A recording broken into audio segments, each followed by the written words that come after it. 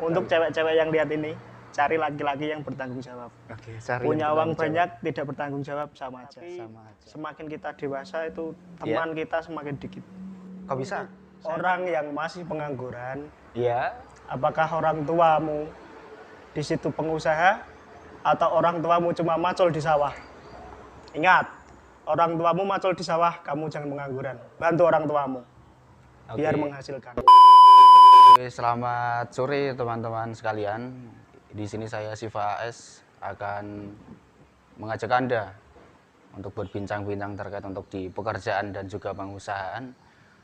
Di sini sebelumnya seperti biasa saya tanyakan terlebih dahulu bagaimana kabar pengangguran saat ini. Apakah Anda masih termasuk dalam kategori pengangguran saat ini? Memang menjadi pengangguran itu kalau diseriusi itu juga menghasilkan ya. Tapi di sisi lain pengangguran aja kalau diseriusi dapat menghasilkan, apalagi kalau kita bekerja ya, apalagi kalau kita menjadi pengusaha. Itu teman-teman, di sini kita mempunyai narasumber baru ya. Kita mempunyai seseorang pekerja keras yang tentunya ganteng seperti itu. Tapi sayang memang belum nikah, saya juga nggak tahu kenapa. Mungkin terlalu banyak ceweknya gitu ya. Oke, di sini ketemu saya ini dengan Kak Ilzam ya. Selamat sore Kak Ilzam. Selamat sore kembali. Kak. Sore. Gimana kabarnya? Alhamdulillah baik. Baik ya. Ya. Udah makan apa belum? Alhamdulillah sudah. Sudah makan. Oke, baik. Kalau pekerja itu nggak mungkin telat makan berarti ya? Ada yang seperti itu. Ada yang seperti itu. Yang terlalu memikirkan kerjaannya. Oh gitu, malah ada ya? Ada banyak sekali. Yang nyusahin itu gini Kak, ada yang nggak bekerja, masih di rumah, tidur, makannya itu yang banyak, nggak menghasilkan, tapi itu pengeluarannya itu kayak jadi beban kayak gitu loh. Nah, jangan sampai pemuda di Indonesia ini seperti itu ya. Kalaupun saat ini masih di posisi itu, ayo kita rubah. Ayo coba kita cari pandangan menjadi pemuda yang bagus, yang elegan itu bagaimana. Apalagi kalian di sana itu laki-laki, harus bekerja keras, harus mempunyai usaha gitu ya. Bertanggung jawab. Sebagai laki-laki harus bertanggung jawab. Oh gitu, sebagai laki memang harus tanggung jawab ya. Tanggung jawab. Kamu yang nanggung, aku yang jawab. Paling utama laki-laki tanggung jawab. Untuk cewek-cewek yang lihat ini, cari laki-laki yang bertanggung jawab. Oke, cari punya uang banyak, tidak bertanggung jawab sama aja. Sama aja, oke. Cari yang bertanggung jawab apapun apa pekerjaannya, apapun usahanya yang penting diseriusi tanggung jawab. Oke, terima kasih Kak untuk pandangan yang pertama. Oke, di sini perkenalan dulu ya. Namanya siapa tadi? Perkenalkan nama saya Muhammad Ilzam, asal dari Bergas, Ungaran, tepatnya di Desa Jati Jajar, Kecamatan Bergas, RT 3 RW 2. Waduh, sampai rumahnya ini loh. Tempat rumahnya udah lengkap. Kesana kita belajar terkait untuk di pekerjaannya nanti ya. Kak Ilzam, kalau status saat ini status apa? Profesi. Jangan sampai ke intern kayak gitu. Untuk profesi masih sebagai karyawan swasta di salah satu perusahaan di area Semarang. Area Semarang. Oke. Itu perusahaannya melingkupi apa itu? Melingkupi produksi yogurt tentunya. Yogurt yang saat ini lagi booming tren gitu ya. Tren lagi laris-larisnya. Okay. Sampai karyawannya kewalahan. Oke, jadi kerja ekstra. Alhamdulillah. Terima kasih untuk semua konsumen customernya yang telah melarisi lah intinya. Membuat kita di era pandemi ini masih diberi pekerjaan yang cukup, penghasilan yang cukup. Alhamdulillah, semoga berkah ya. Amin. Oke, baik. Jadi ini Kak Ilzam itu memang bekerja di salah satu perusahaan yogurt ya. Di situ termasuk yogurt utama ya, atau pemasarannya itu nomor atas di Indonesia yang bisa dikatakan nomor 1, malahan jangkauannya pun juga luas, sudah nasional kayak gitu ya. Kak Ilzam, selama menjadi pekerja, mohon maaf ya, untuk bekerja di yogurtnya sendiri tadi, untuk di perusahaannya itu udah berapa tahun? Awal kerja 2016 awal. 2016. Seingat saya 2016 awal. Udah 5 tahun berarti ya? Kurang lebih 5 tahun. Sangat menjanjikan berarti. Ya itu kelihatan dari orang, penglihatan dari orang sih Penglihatan orang kayak gitu menjanjikan. menjanjikan. Kalau ini di pekerjaannya itu seperti pabrik atau produksi itu pabrik sama apa beda? Produksi ya pabrik. Pabrik sama produksi hampir sama, namun kalau pabrik itu biasanya kan ke tekstil, ke barang-barang seperti itu. Iya. Tapi kalau produksi ya, ini lebihnya ke seperti makanan kayak gitu ya. Makanan, minuman. Higienis lah. Higienis, oke. Jadi kerjanya nggak capek-capek mungkin ya. Sama aja. Sama aja. Sama aja. Itu pakai mesin kan? Mesin. Cuman kan ke belakang-belakangnya ya Manual. harus punya ekstra. Oh, harus punya ekstra. Harus jeli gitu ya. Ya, Nah, itu berarti kerjanya ngapain aja, Mas? kerjanya. Iya. Aduh. Apa kasih gambaran kayak apa kayak kerjanya mungkin 8 Kalau jam apa 9 jam Kerja kerjanya itu 9 jam. 9 Kerja jam. saya kerja di perusahaan 9 jam. Ah, Dari mulai masuk sampai pulang ya, pakaiannya seperti APD. oh ya. APD harus Oh, pakaian APD semua steril tertutup. gitu ya, Steril, tertutup. tertutup. Tetap dijaga berarti ya kalau produksi makanan itu kan memang harus Harus. higienis. Kualitas nomor 1. Kualitas nomor 1, benar. Ini sedikit cerita aja ya. Oh, bagi iya. pengalaman. Oke. Awal mula masuk di perusahaan itu saya di bagian gudang. Warehouse. Oh iya. Gudang. Saya di gudang selama kurang lebih 2 tahun. Waktu itu saya masuk karyawan masih sekitar puluhan, kurang lebih 70 nggak ada. Baru sedikit berarti ya 70 hitungannya. orang nggak ada, masih satu shift semua. Iya. Terus Setelah itu 2 tahun di gudang ada penawaran karena ada problem, saya ditawari pindah di salah satu bagian iya. lagi. Dan sebelum saya untuk pindah, saya otomatis bicara dulu sama leader bagian saya. Oh iya. Ya, ini saya ada tawaran untuk pindah ke sini, Heeh. apakah Anda memperbolehkan atau tidak? Oh gitu. Seperti itu. Tetap izin ya kayak Ya, gitu ya. tetap izin, enggak sewenang-wenang karena ada Oh iya. mungkin yang Iya dari awal kan yang ngajarin Iya. dia, yang ngaturkan dia dia gitu ya. orang sini deket-deket sini. Dekat-dekat sini. Deket-deket sini. Iya, aku tahu rumahnya itu ada gentengnya gitu ya. Ya, enggak sini. Ini kan kita di jalur JB ya. Iya. Udah, rumahnya jalur sini aja semua. Oh, jalur ini Lurus aja. deket-deket. Oh iya. Deket. Dia yang mengajari saya bagaimana kerja dari saya belum pernah bekerja sampai ini loh bekerja itu seperti ini. Tanggung jawabnya Urut-urutannya itu. ini tuh seperti ini. Harus apa dulu, Iya. kemana, nanti jadinya seperti apa, enaknya gimana, udah dikasih tahu semua. Otomatis saya ditawarin pindah, otomatis saya harus bilang juga seperti itu. Iya. Pindah ke bagian lain selama 2 tahun.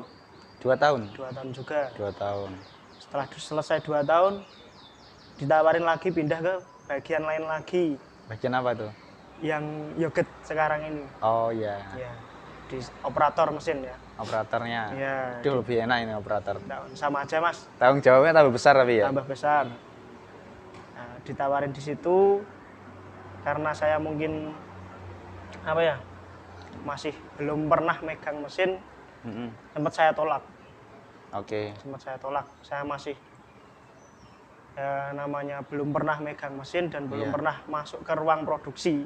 Selama 4 tahun itu saya tidak pernah di ruang produksi. Aduh.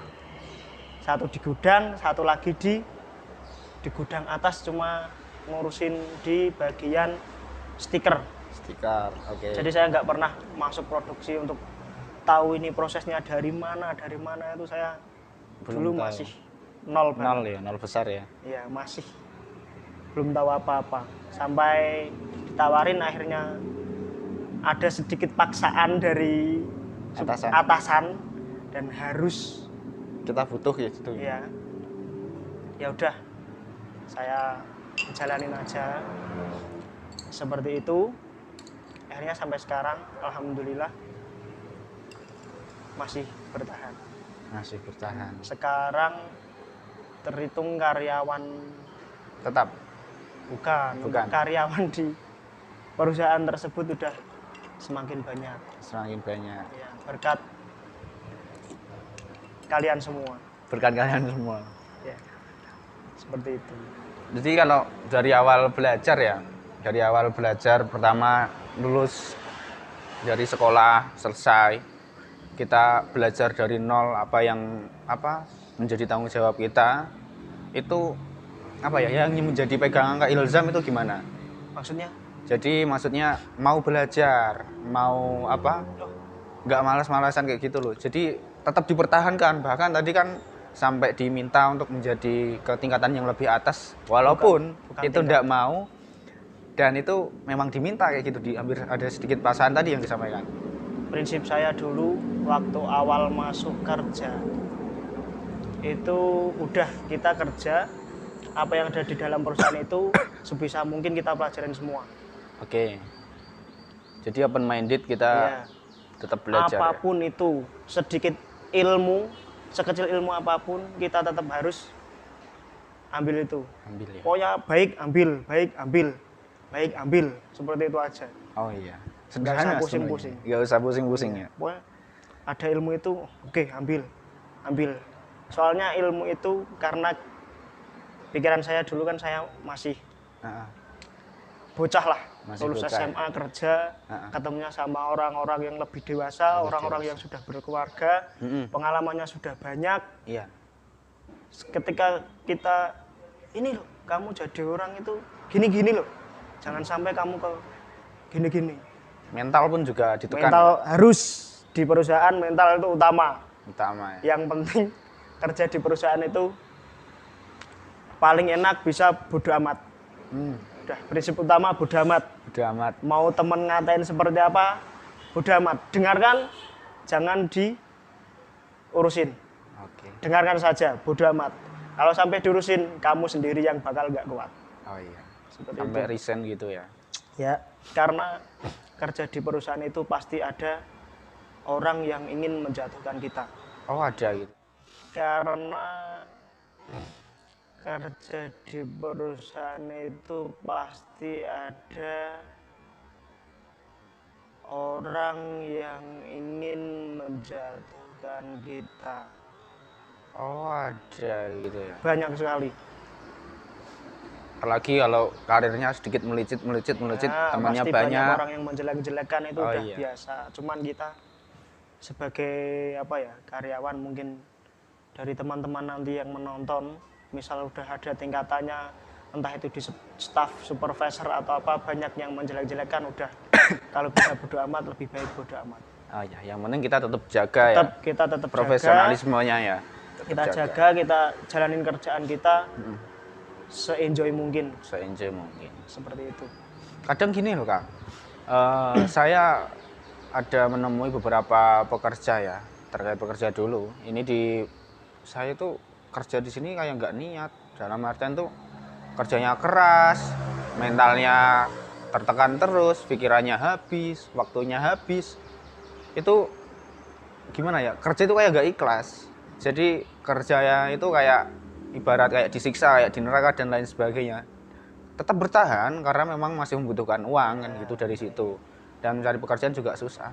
Tapi di sisi lain kalau pekerjaan itu kan merugikan orang yang lain, entah itu dari lingkup teman bekerja, partnernya, seperti itu, atau produknya pun ada kesalahan, itu pun juga tentunya menjadi kerugian perusahaan juga.